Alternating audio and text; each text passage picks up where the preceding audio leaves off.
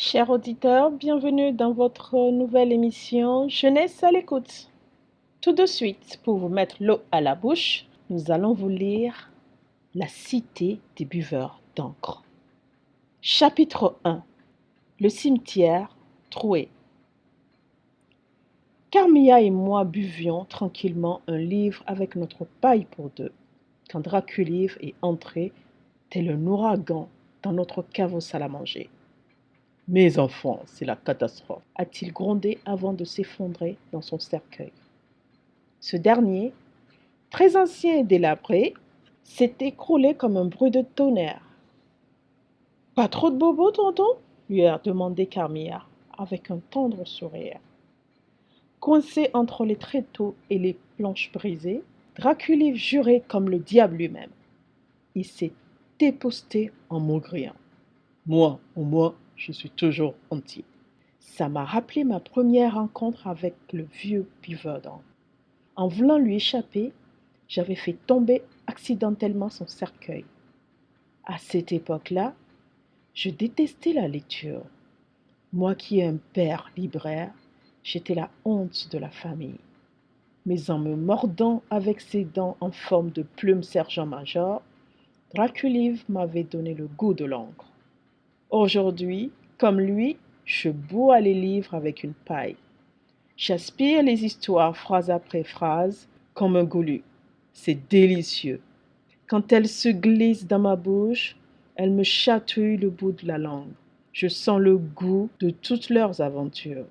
Et tant pis si les pages deviennent blanches après avoir été bues. Tantôt, je suis un peau-rouge, en guerre contre les longs couteaux. Tantôt, homme des cavernes, je lutte contre de redoutables fauves aux dents de sabre. Draculivre a vraiment bouleversé mon existence. Un bruit insolite m'a brusquement ramené à la réalité. J'étais la gymnastique exécutée par Tonton pour quitter sa posture ridicule. Une fois debout, il a éclaté d'un long rire caverneux. J'ai cru qu'il avait reçu un mauvais coup sur la tête au cours de sa chute et qu'il perdait la boule. Ça ne va pas, oncle Dacrulive? Son rire s'est coincé au fond de sa gorge. Coussi, coussa, mon petit Odilon. Mais maintenant que mon cercueil est démonté, nous aurons moins de mal à déménager. Déménager? S'est exclamé Carmilla, incrédule. Draculive nous a regardés avec son habituelle expression lugubre. C'est ça la catastrophe que je venais vous annoncer. Mais pourquoi? Avons-nous hurlé en chœur. Venez avec moi, je vais vous montrer quelque chose. Nous avons suivi notre guide qui flottait à 10 centimètres du sol. À travers les allées droites comme des rues, larges comme des avenues, il nous a conduits jusqu'à l'entrée du cimetière. Là, sur le grand portail, était placardé un écriteau frappé des armoiries de la ville. Avis à la population. Pour des raisons de sécurité, le cimetière sera déplacé le mois prochain vers un emplacement nouveau et définitif. Merci de votre compréhension. Le maire. Tu avais raison, tonton. C'est une véritable catastrophe, a murmuré Carmilla. Sa main réfugiée dans la mienne était pareille à un glaçon. Draculivre a pris sa voix de maître d'école pour nous expliquer la situation. Sous notre cimetière passe une ligne de métro. C'est un vrai morceau de gruyère. Bientôt, tout va s'écrouler. Vous imaginez les titres des journaux? Les morts visitent les couloirs du métro.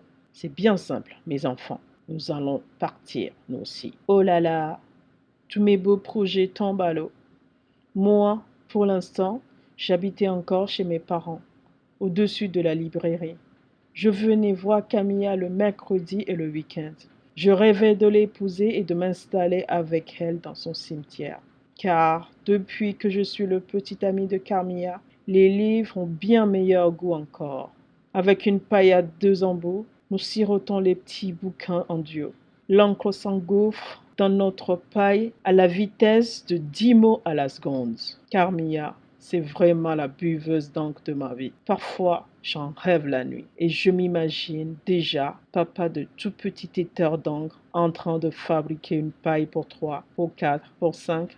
Cette histoire de déménagement réduisez mes rêves en 1000 morceaux.